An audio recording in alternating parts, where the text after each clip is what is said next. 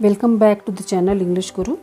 बच्चों, आज हम क्लास 6 के हनीशक्ल बुक से एक पोएम लेकर आए हैं, अ हाउस अ होम। इसके जो पोएट हैं उनका नाम है लॉरेन एम हेली, और वो इस कविता के थ्रू हमें ये बताते हैं कि एक मकान में और एक घर में क्या अंतर होता है। तो क्या आप बता सकते हैं कि एक मकान और एक घर दोनों अलग कैसे होते हैं? तो आइए इसे डिस्कस करते हैं। What is the difference between a house and a home? एक मकान में और एक घर में क्या अंतर है? Discuss it with your partner, then read the poem. तो हम poem read करते हैं। What is a house? एक मकान क्या होता है? It's brick and stone and wood that's hard. ये ईंटों से, पत्थर से और हार्ड लकड़ी से बना हुआ एक घर होता है, एक इमारत होती है जिसे हम मकान बोलते हैं।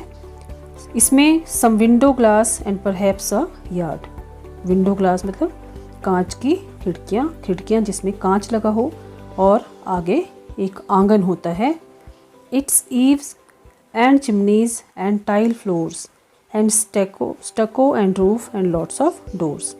इसमें ईव्स होते हैं, एज मतलब जैसे आपकी दीवार है उसके ऊपर छत हो, वो थोड़ी ढलान वाली छत होती है जो कि दीवार से नीचे को लटक रही होती है, मतलब छज्जा जिसको आप बोलते हैं, ओरी। और उसमें चिमनीज़ होती हैं, चिमनीज़ जिससे घर का जो धुआं है वो बाहर निकलता है।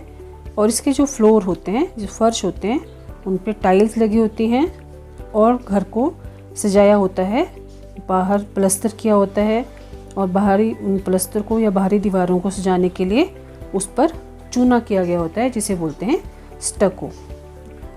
एंड लॉट्स ऑफ डोर्स, और एक छत होती है और बहुत सारे दरवाजे होते हैं। तो ये डिस्क्रिप्शन है एक मकान की। अब पढ़ेंगे व्हाट इज़ अ होम। एक घर क्या होता है?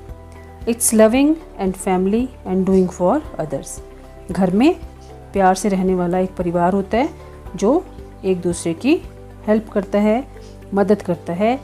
और इसमें कौन होते हैं? It's brothers and sisters and fathers and mothers. एक घर में आपके भाई बहन, आपके माता पिता, इन सबको मिलाकर बनता है घर।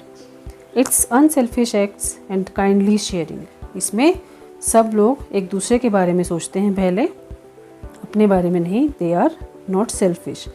और फिर उनके जो काम होते हैं वो भी ऐसे होते हैं कि वो दूसरों से प्यार करें, दूसरों का दुख सुख बांटते हैं, और हर सदस्य दूसरे का ख्याल रखता है। And showing your loved ones you are always caring. और घर में हम हमेशा अपने प्यारों को, जो हमें प्यारे हैं, जो हमारे अपने हैं, हम हमेशा उन्हें ये एहसास दिलाते हैं कि हम उनके लिए हैं और हम उनसे ज़्यादा और कुछ नहीं मानते हैं, मतलब हमारे लिए वो सब कुछ हैं। तो इन सारी फीलिंग्स से, इन सारी इमोशन से बनता है एक घर।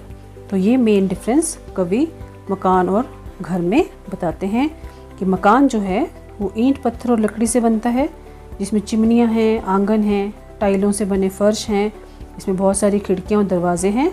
जबकि दूसरी तरफ जो घर है वो प्रेम भाव वाले सदस्यों से बनता है, जिसमें आपके माता पिता, भाई बहन होते हैं। वो एक दूसरे का दुख सुख बांटते हैं, एक दूसरे से प्रेम करते हैं, और हर सदस्य दूसरे का ख्याल रखता है। तो बच्चों, ये थी पोएम जो बहुत ही आसान और सिंपल थी। अब इसकी 2 क्वेश्चंस हैं एक्सरसाइज में, ये करते हैं। Do you agree with what the poet says? Poet जो कहता है, क्या आप उससे सहमत हैं?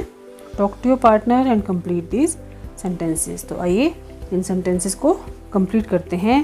A house is made of dash. तो ये आप लिखेंगे, a house is made of brick, stone and wood. It has dash.